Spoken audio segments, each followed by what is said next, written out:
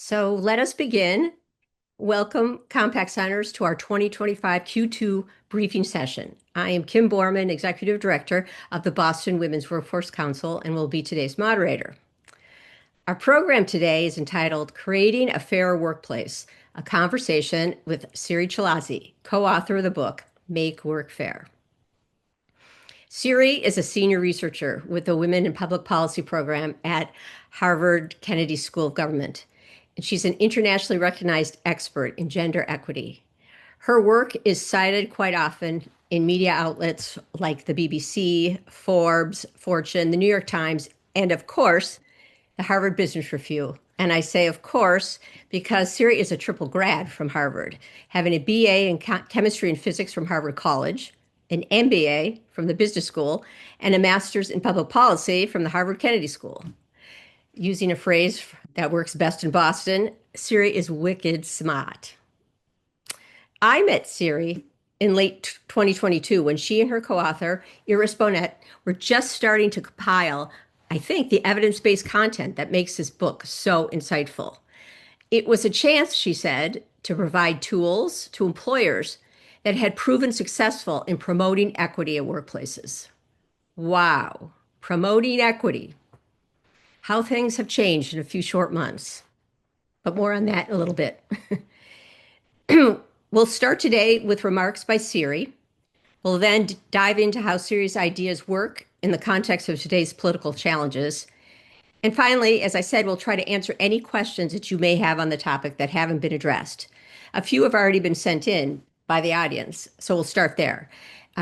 Please feel free to put your questions in Q&A function, and we'll try to get to as many as we can. And now I hand it over to our esteemed guest, Siri Chilazi. Thank you, Kim, for that wonderful and very generous introduction. And welcome, everybody. I'm thrilled you're here. I've actually been very familiar with the BWWC's work since its inception. So it's an honor to join you today. And please know that I am a huge admirer and supporter of all the work that the Boston Women's Workforce Council does, but also all the work that you, the signers, do in your own respective organizations. And hopefully you'll be able to leave this session today with some concrete tools to help advance that amazing work. So I thought I'd start with the title of the book and explain how that came about. Make Work Fair. Make refers to the fact that this book, and really Iris's and my research for the last several decades that we've been doing it, is all about action.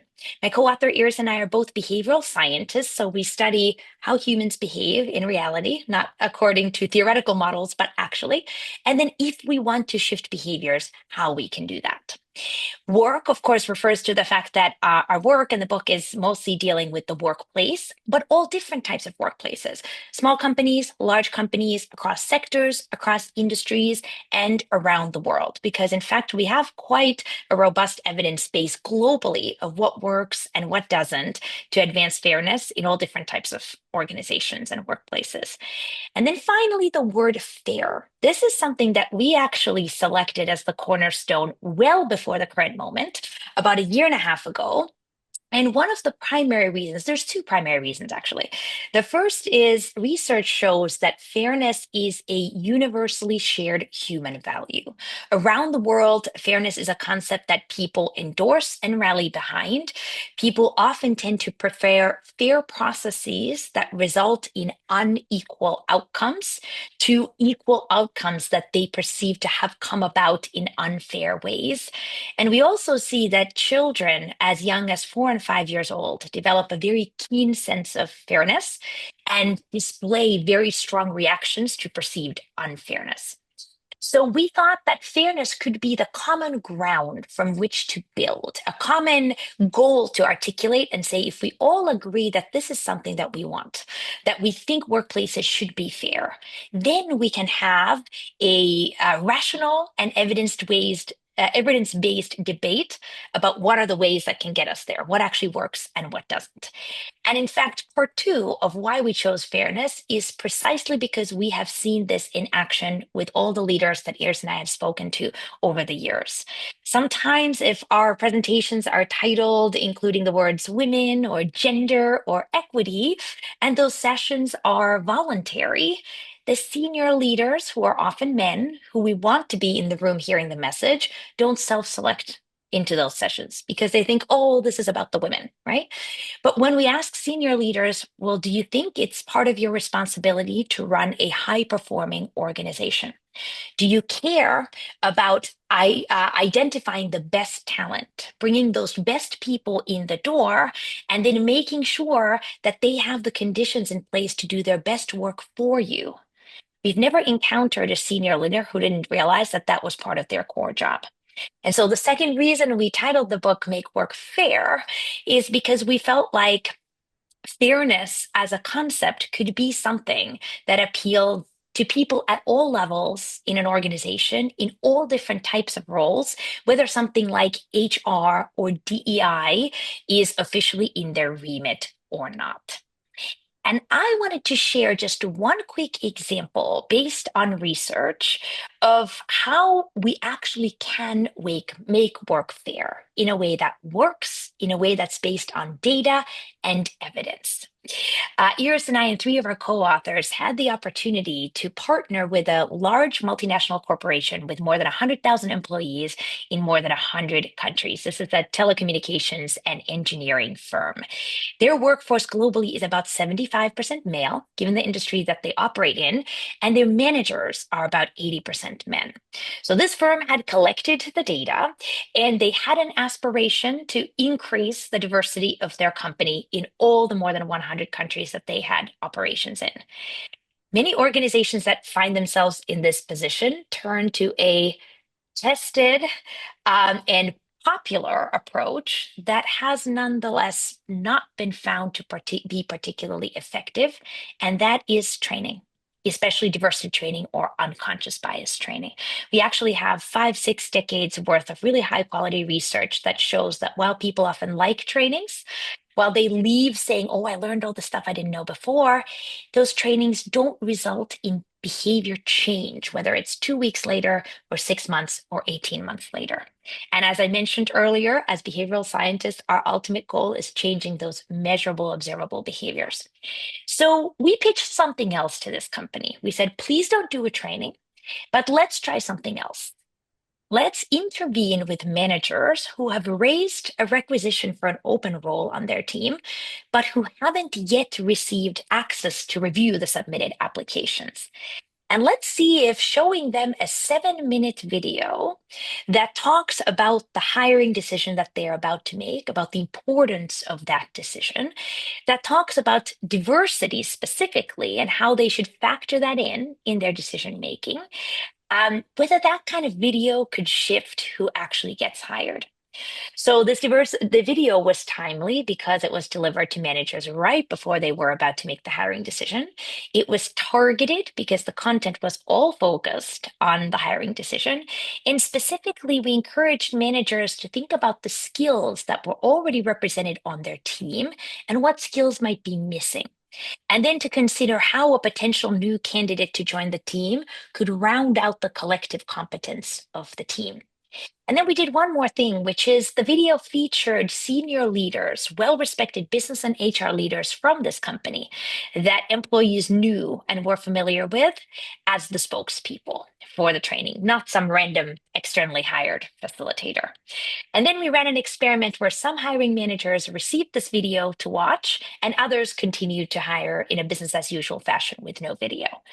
And what we actually found, very encouragingly, was that managers who had been exposed to the video were more likely to both shortlist and ultimately hire female candidates, non-national candidates, which were people whose nationality was different from the country that they were applying for a job in. So let's say a Mexican national applying to a job in the UK or a Chinese national applying to a job in the US. The company actually wanted to increase this cross-national mixing in its global workforce.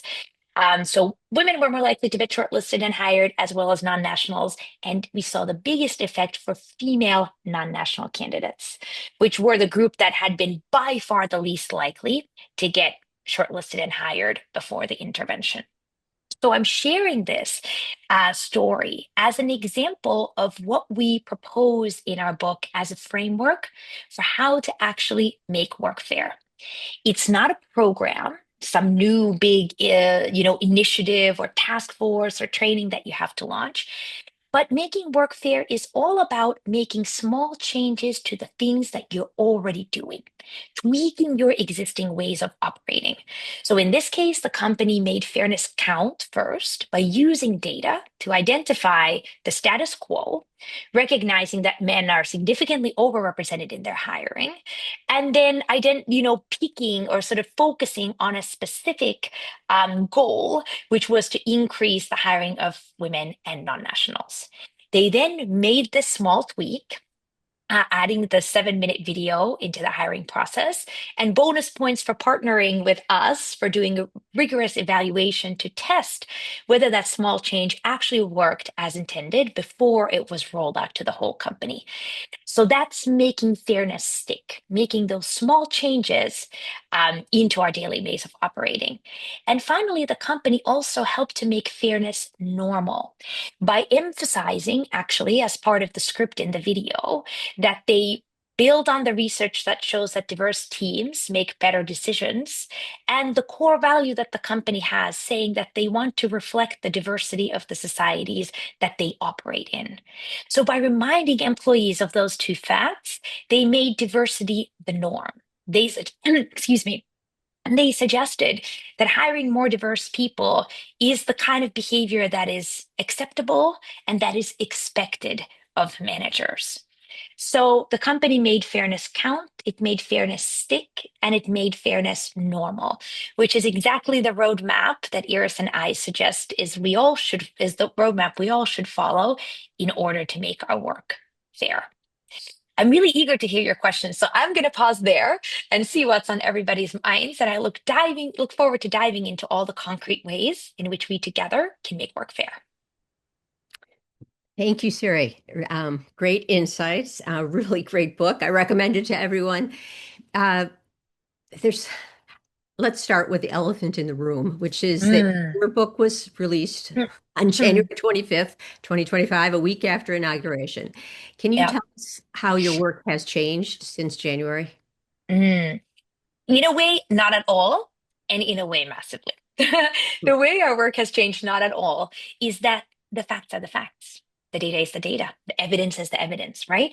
And so, what we know works to promote fairness at work has not changed. What we know doesn't work also hasn't changed. But what, of course, has changed is how we talk about these things, people's risk tolerance in organizations, right? So we're seeing companies renaming things, maybe taking some stuff off of their website. As I've talked to literally thousands of people as part of the book tour in this spring, last several months, my feeling is that the headlines make things seem a lot dire than they actually are. So there's big headlines about, oh, company X, Y, and Z walking back from their goals, no longer publishing data, no longer doing X, Y, and Z. When I talk to executives in the same companies one-on-one, what I hear is we're just ceasing to talk about it. Actually, on the ground, not much is changing. So I want us to keep that in mind, is what we see in the media is not always an accurate reflection of what's happening on the ground, because the media tends to amplify the most extreme voices or actions. Um, but I do also view this current moment as an opportunity, a really hopeful and positive opportunity, because the reality is that some of the activities that we've been most focused on for the last 5 years in the so-called DEI space, or the corporate diversity, equity, and inclusion space, from an evidence-based standpoint, they haven't been the right ones. I already mentioned trainings, right? We have a ton of evidence to suggest that trainings don't actually work to shift people's behavior. So if we're trying to get different results, I wouldn't, as a scientist, recommend trainings as the first thing to go towards. Similarly, things like employee resource groups or speaker series or networking events or even leadership training programs, they're just that. They're programs.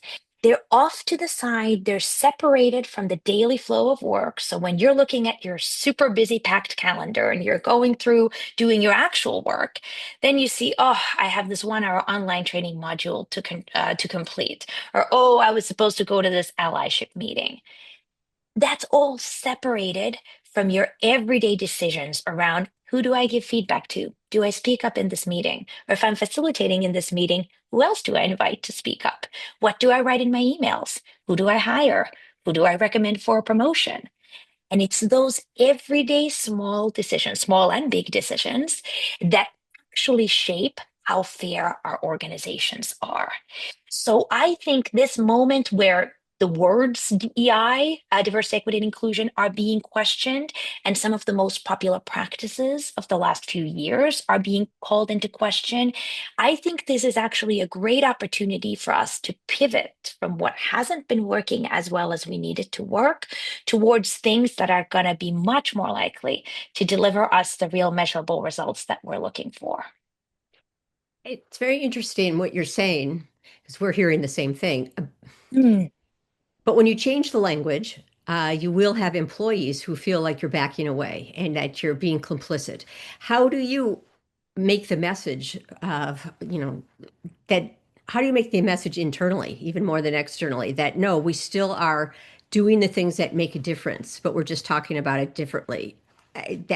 That's one of the things we say about the signing the compact. It's a tangible way for employees to see that you care about this issue and that you're trying and they understand it's a slog. But when it's a bigger national issue, I guess I would like to hear your feelings about that. What do you say to your mm, employees? mm.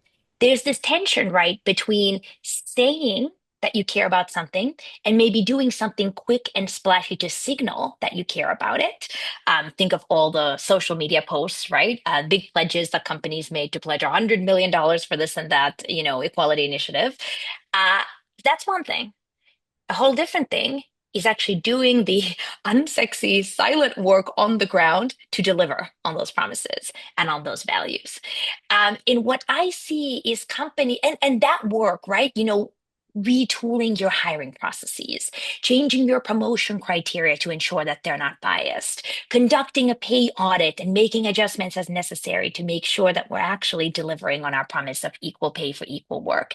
That work takes place behind the scenes. It takes more time, and the results of it are not necessarily visible in a day-to-day way to all employees. Whereas if you put out a big press release about a public commitment or a social media post, that is more visible, right?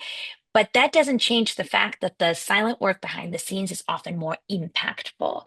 So, going back to your question, Kim, my advice for companies would be to become more vocal about the things that they actually are doing, even when the work is slow and it takes place over a longer time frame, and draw people's attention to the real improvements that they're seeing on the ground. So instead of the splashy announcement, say, we just concluded a 3-year effort to revisit our hiring practices, and the concrete changes we made were A, B, and C. And as a result, we're already noticing that we're receiving more applications from a wider talent pool. We're tapping into truly the best people that are out there instead of just the people who perhaps looked the part or already knew us from before, right? And I fully acknowledge that that message doesn't sound as flashy as some of those big proclamations. But at the end of the day, that's what people want. And we see this, by the way, very clearly in employee surveys. They are looking for things like parental leave, flexible work options. They care about being paid fairly. They want to work in a culture where they feel respected and valued. They don't always expect that all of their ideas are going to be heeded and that other people are just going to do whatever they think is the best thing to do, but they want a fair shot at least sharing the idea and having it received with respect. So if we manage to change employees' actual day-to-day experience of what work looks like, that is going to be so much more powerful than those sometimes empty signals here and there.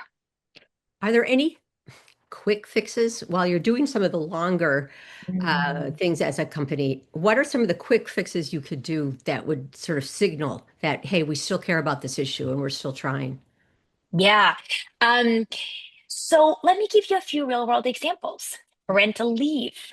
Counterintuitively, one of the best things that companies can do for gender equality is actually to provide the same amount of leave for all parents, regardless of how children come into their family, and then actually to make a special effort to encourage men to take. that leave because we see empirically that women do take advantage of whatever amount of parental leave you offer them.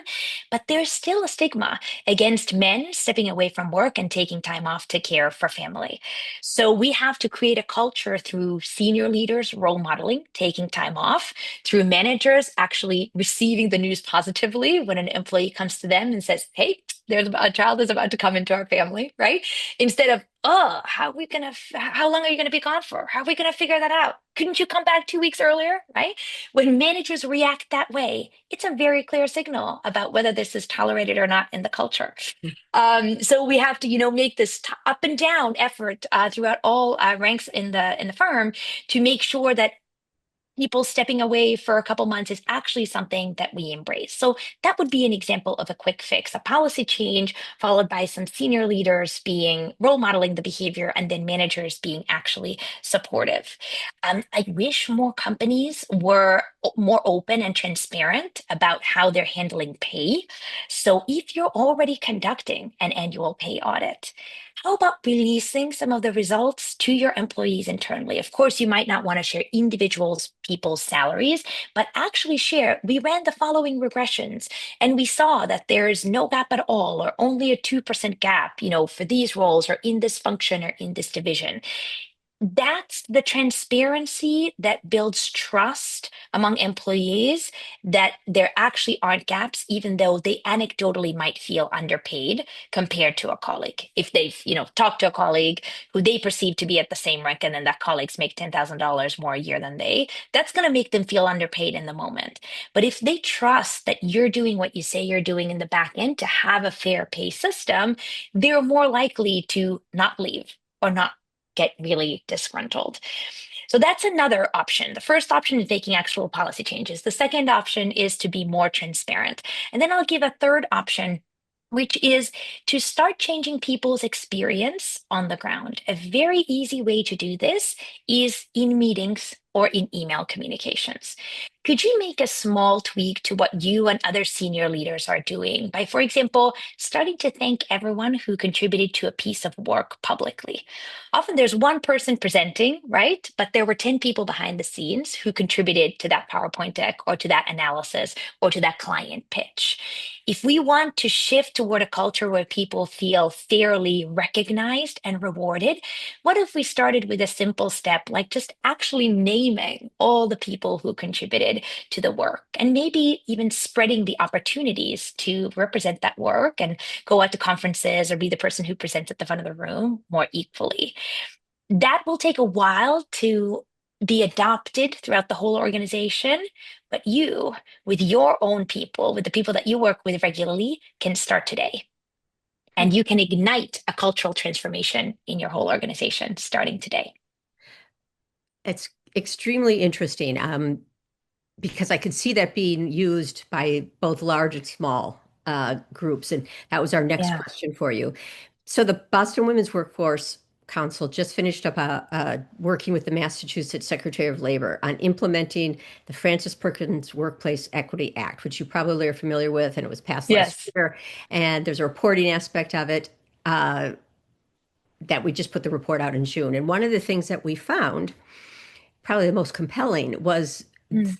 that the larger, very large organizations, and we define them as 2,500 plus employees, had considerably more diversity and advancement for people in marginalized groups than smaller firms. And our question to you was, why do you think larger companies are doing better?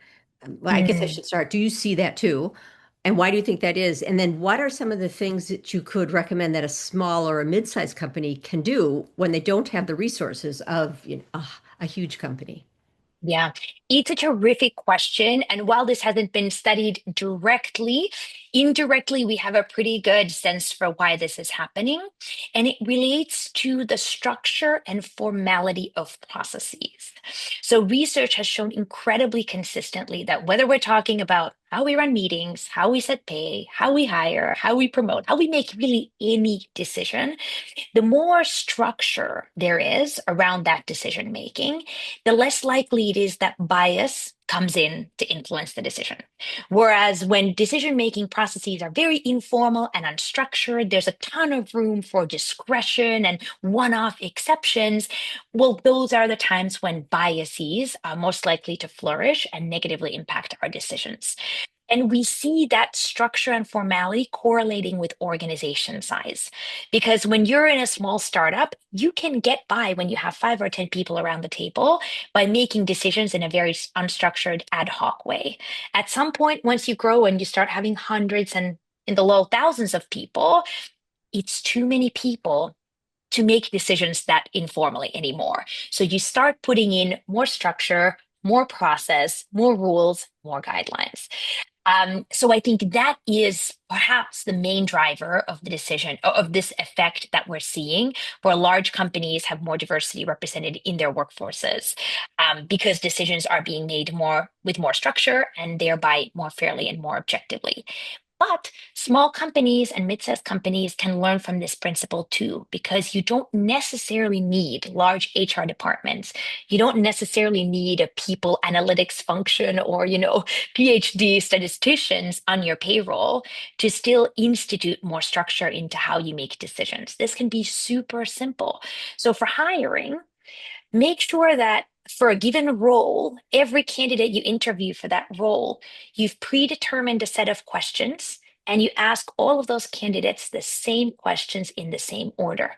Because if you're interviewing 10 people and you have 10 different conversations with them, right? How are you supposed to be able to compare their answers and assess them in an apples to apples fashion? It's impossible. So that's a really simple example of how we can add structure to our decision making. Or for promotions and career advancement and even performance evaluations, write down a rubric or a simple set of criteria of what is expected of people at this level and that level. What concrete markers do they need to hit before they can be considered for promotion from level 3 to level 4, right? Again, that doesn't take a massive amount of time. It doesn't take huge throngs of people to just write those things down, formalize some of those criteria, and then share them transparently with your employees. So we're starting to get, thank you for that. We're starting to get in questions. Wonderful. This is a very interesting one. Has to do with hybrid work. And Yeah. it was encouraged, obviously, through COVID, and it stayed on. And I think all of us hoped that that would be sort of a cure for advancement Mhm. of people who had to take time out, either whether it be children or whether it be for elderly, Anything else? Yeah. anything else, and not even take time out, but work a different time. And I guess, is your research showing that hybrid work is and flexible options are beneficial or not? Mhm. Because it's when we start to look at it, and we're not researchers, but when we start to look at the evidence out Yeah. there, it's all mixed. And I just wondered if you saw anything that was more definitive on it. Yeah, great question. So the first thing I have to comment on is hybrid work and flexible work is one of those classic things where the headlines don't match the reality on the ground. So people who just read the headlines think that remote work is dead. And so a couple of high-profile CEOs have come in and said, I want everybody back in the office. The reality is, as evidenced by a lot of different kinds of data, employee surveys, geolocating employees' cell phones, which is a really good proxy of where people are because we tend to be joined at the hip to our cell phones, as well as even badging data into buildings, security badge data. This data all gives us a very coherent picture, which suggests that remote work levels have stabilized from late 2023. So remote work was very low before the pandemic, then it absolutely spiked beginning March of 2020. And now since about November 2023, we've stabilized at a level where about 10% of the US workforce is fully remote. About 30% of the US workforce across all sectors and industries is hybrid. And then about 60% of the workforce is working fully in person. So that's just the first thing I wanted to say is these are the real numbers. Now, is it a cure-all? Is it a panacea?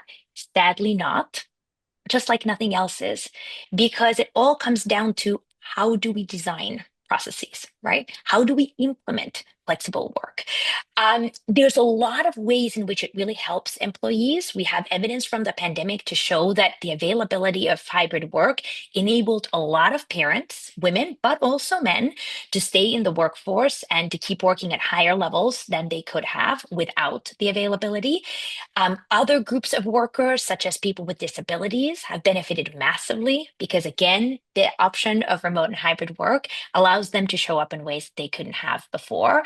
And employees generally love it. And employees actually generally are much more enthusiastic about remote work than employers, which begs the question then why that is. And I think this is where we get to the heart of the issue, which is all of our organizational processes, how we run meetings, how we do work, how managers manage their employees, how we assess performance.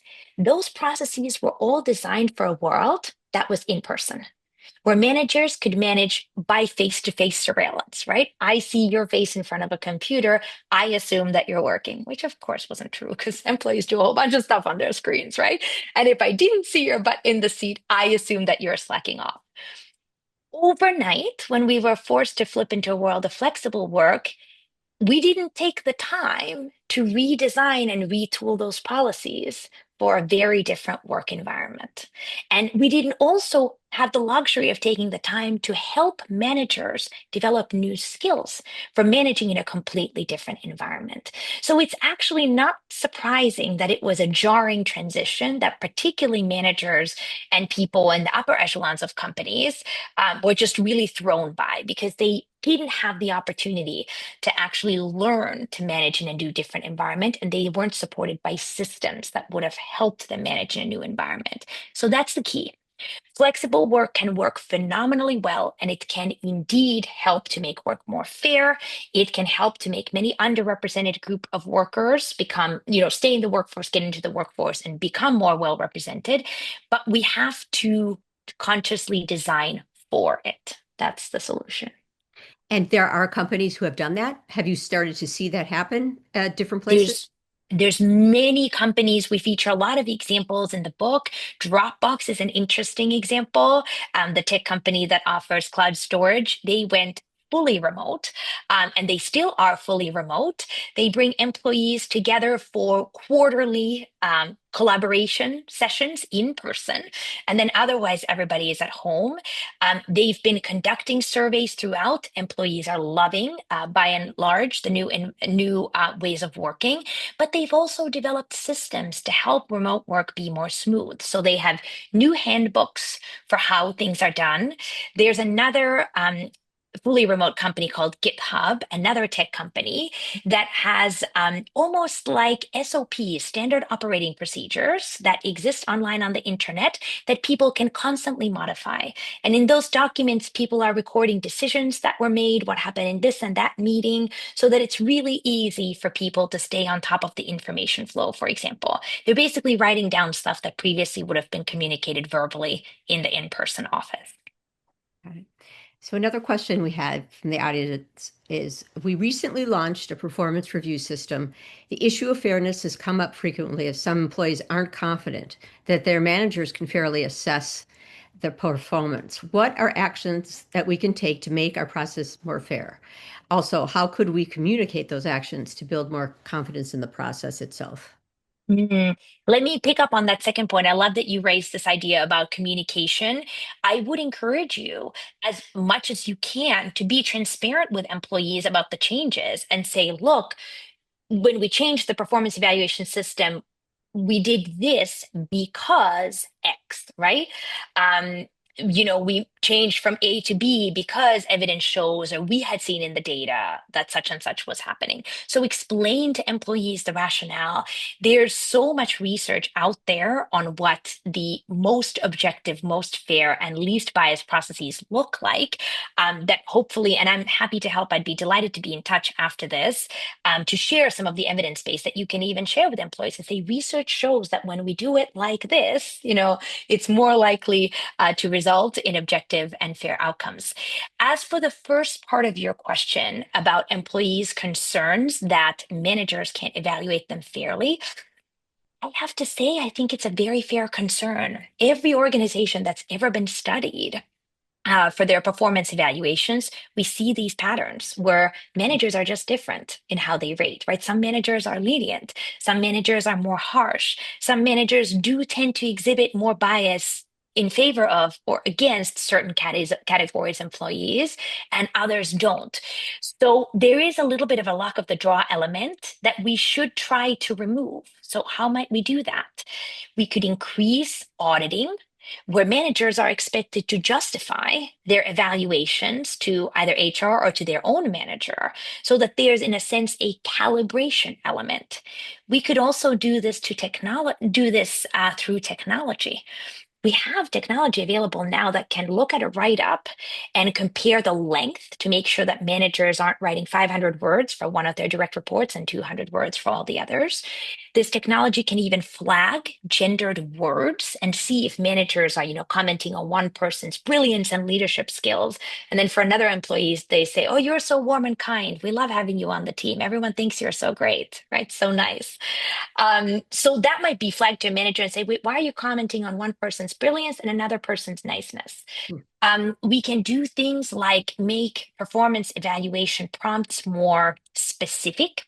So that instead of asking one open-ended question, such as comment on this employee's performance over the last year, we could ask them to name one key strength that this employee needs to double down on, what the biggest development area that they need to work on next year with specific actionable advice for how to work on it, and then require behavioral examples for all of this.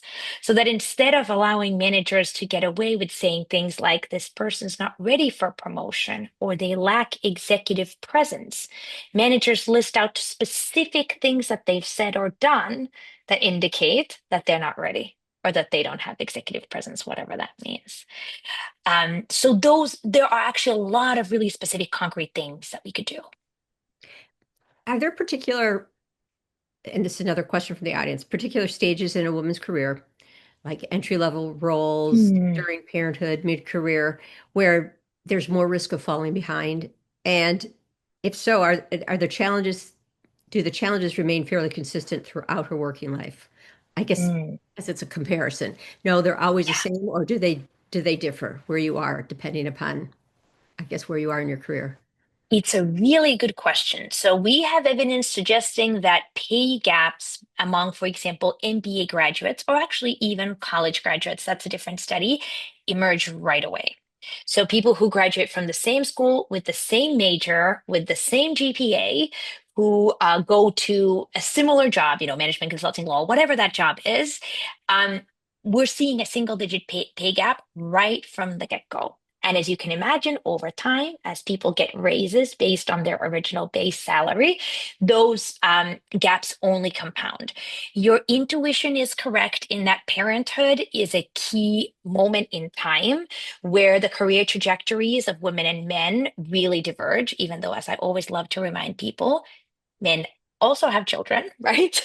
So a woman and a man, they're having a child together, and yet the impact on their career is very different. So that's absolutely a moment in time where women, sadly, are still being left behind in the workplace, both in terms of pay, but also the pace of their career advancement. I should note though that gap in promotions and the pace of career advancement, that's also one that emerges early. It's called the broken rung phenomenon, where women are already falling behind in that first promotion from an individual contributor level to a manager level. So according to the McKinsey and Lean latest numbers in their annual Women in the Workplace report, for every 100 men that are promoted to manager, like that first level of manager, only something like 80 to 85 women are promoted. So that gap emerges from the first promotion. And then once again, as more time passes, it compounds.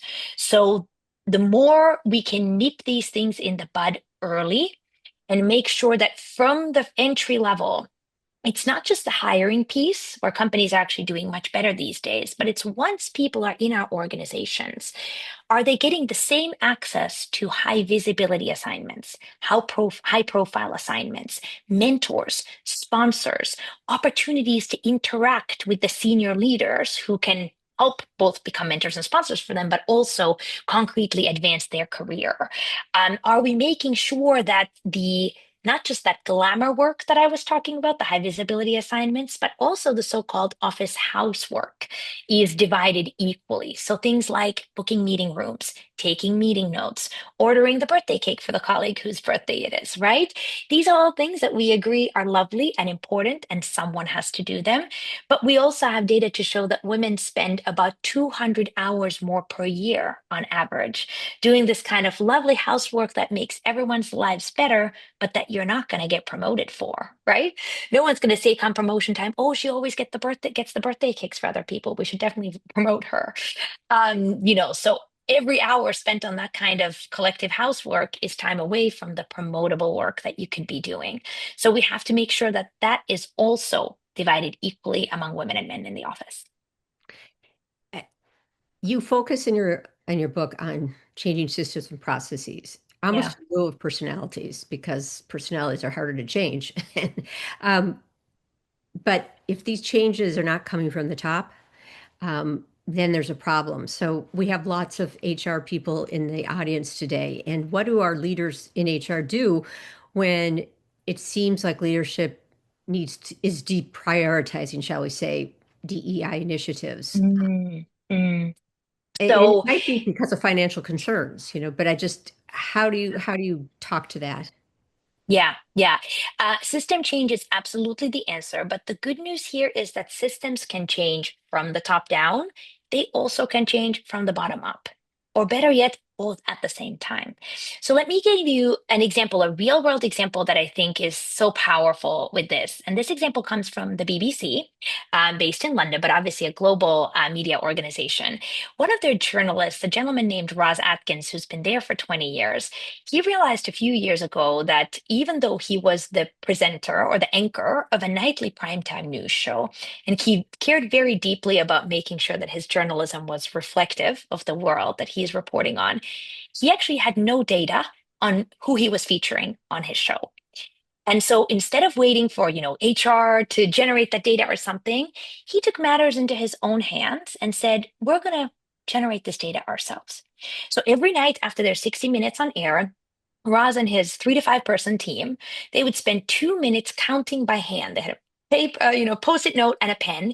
They said, okay, we go through the run of show. How many people did we feature on screen during our 1 hour on air? And how many of those were women and how many were men? So very simple, very low tech, something everything that can do.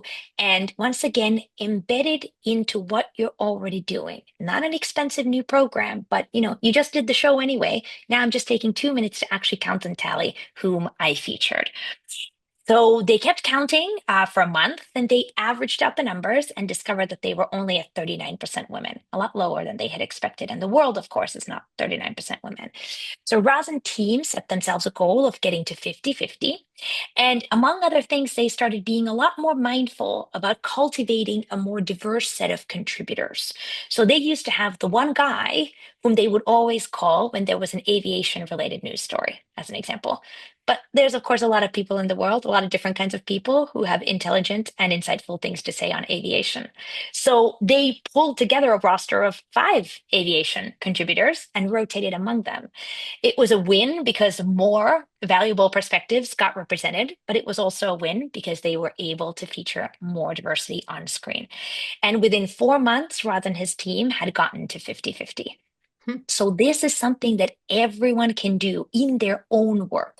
If you're not getting support from senior leadership for large organization-wide changes for the top-down stuff, start with the bottom-up stuff that you can control.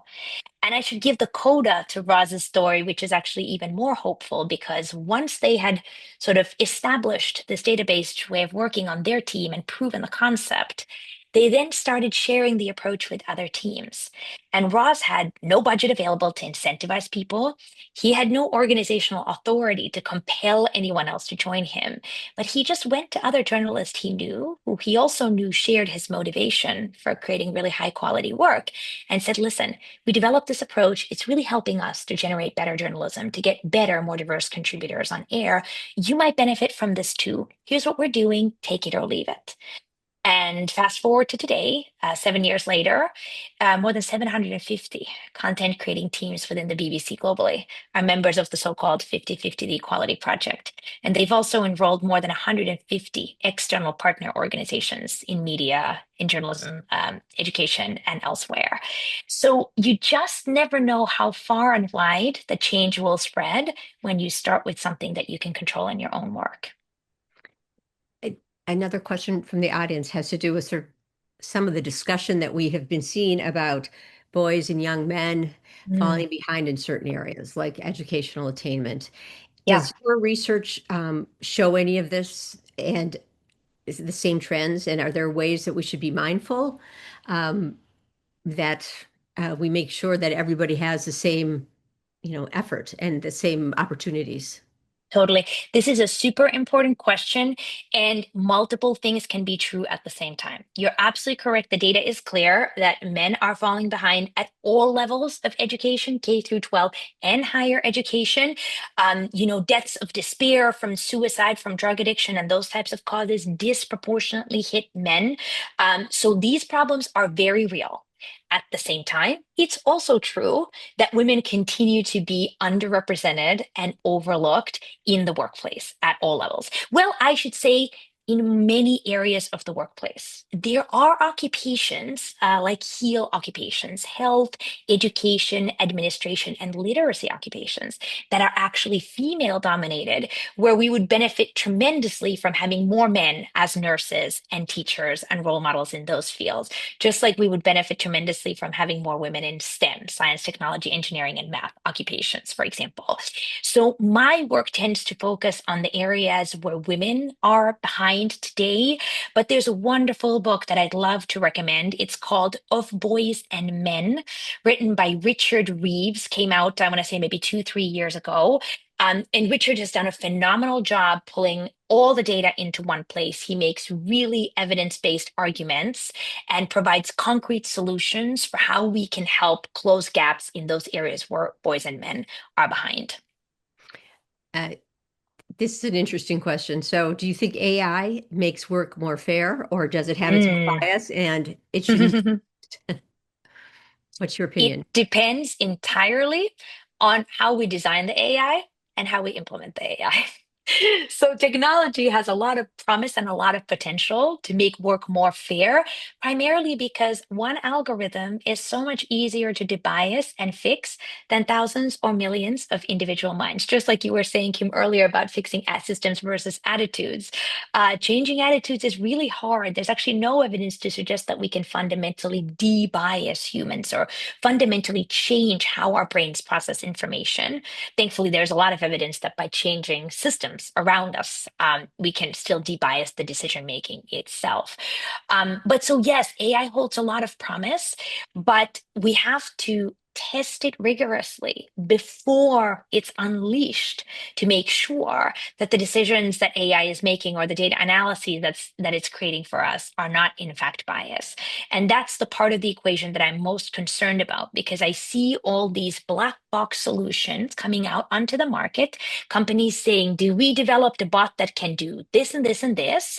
Trust us, it's going to be fine. Right.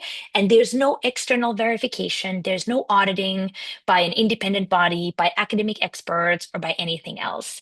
And I'm not sure if I always trust these companies that their tools, that their AI, or even more, older software that we already have in place that's based on large language models and machine learning, that type of software always does what the companies say it will do. So that I think is the big question going forward. This might be our last question, but there was a question from the audience about sort of gender equity. And if you've looked at, besides just female and male, non-binary people, gender non-conforming people, is there anything out there that you could offer on how to help all people with the framework that you have? Yeah. Yeah, it's a wonderful question. And actually, the biggest way you can help at this stage is by collecting the data. And if possible, sharing it externally, either publicly or sharing it with researchers like me. Because the biggest hurdle that Iris and I ran into in this regard when writing the book is that the US Census didn't even include an opportunity to indicate any other gender than woman or man until 2021, 2022. So we simply don't yet have enough data to say much about the workplace experiences of people who don't identify as women or men. As soon as we do, we'll be excited to share it. My colleague, Catherine Baldiga Kaufman at Harvard Business School, she has one paper that came out last year where she was able to partner with a large company that had tens of thousands of employees. So they had these large sample sizes, and they were able to get enough non-binary and transgender respondents to reply so that they could actually say something about that. We cite that paper in our book, and I'm also happy to share that after the talk if that would be helpful. But we desperately need more data so that we can learn more about what's actually going on. Siri, we had the exact same problem. In 2023, we started including on our biennial metrics, non-binary, and we just didn't have many people who identified, or Yeah, we didn't have a lot of people who trusted telling their employers, which is that's another right. thing, is that, you can be asked it, but you don't have to Yeah, answer it, and some people just may not feel comfortable. yeah, Um, yeah. And building that trust where we both have systems in place from a procedural standpoint, that actually the data is kept confidential and that it is anonymized, and that if we only have two respondents in a particular category, right, we can't share that because that might be too identifiable. So having that in place, that's table stakes, that's step one. But then step two, companies need to build the trust with employees to both share, okay, what are the data protections, but also why do we need this data? Why are we asking for this? How are we going to use it to make the workplace better for you? Employees need to see that loop of, oh, I filled out the survey and I provided all this data that you asked for. Now, 2 years later, nothing has changed. Right.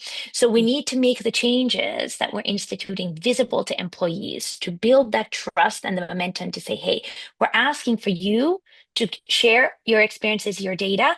Look, here's how we use it. And then let's keep going and let's build and build. do you have advice for the HR leaders in the audience today who are just feeling so much burnout because it's just the championing wage equity in this political climate has just been so tough. I mean, their jobs Yeah, tough before, they're even tougher now.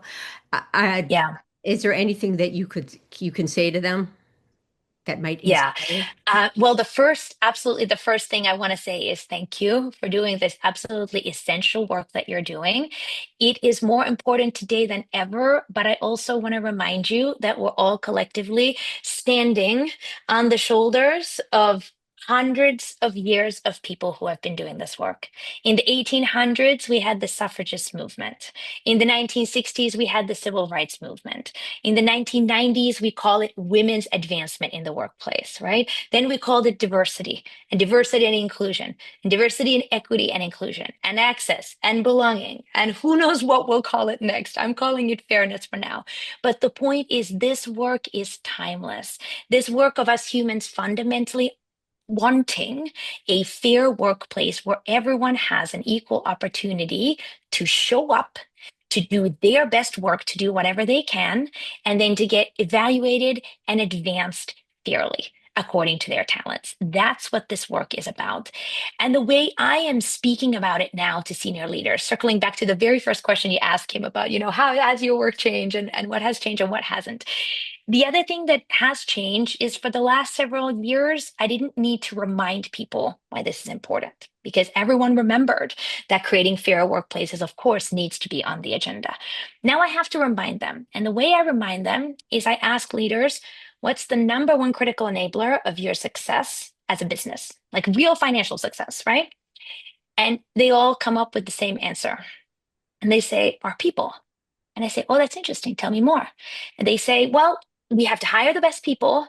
And then we need to have them in the right roles at the right time, doing their best work so that we can succeed, right? Because they're making the critical decisions about which clients to serve, which products to put out to market, all of that. And I say, oh, that's amazing. I agree with you. And guess what? None of that is possible without fairness. Because if we can't spot talent everywhere that it exists, And if we can't evaluate and assess that talent fairly so that we actually know who's the best person to promote and what role should they be promoted into and when, we're not going to have the right people in the right roles at the right time doing their best work. So, fairness is a critical enabler of everything that we're doing. And I hope that by messaging it that way, by explaining it that way, I know you all know on the call that this work is critical, but that can help remind all the people that you work with as well that this is absolutely necessary for our companies to perform at their highest level. Siri, thank you so much for being with us today. All of Truly us, my pleasure. Thank you for organizing and thanks everybody for coming in and listening. for those of us who are all gathered in the audience, closing gender and racial wage gaps at our workplace is a priority. That's why we all signed the 100% Talent Compact. And we've really, I think the audience are heroes because they're doing this work still when it's always been hard, as I said, but now it's even harder. Uh, to the audience, we hope our discussion today left you with some ideas about what steps you can take to keep your program strong in light of the changing environment. And remember, the BWWC is here to support you. Please reach out if there's anything we can do to help.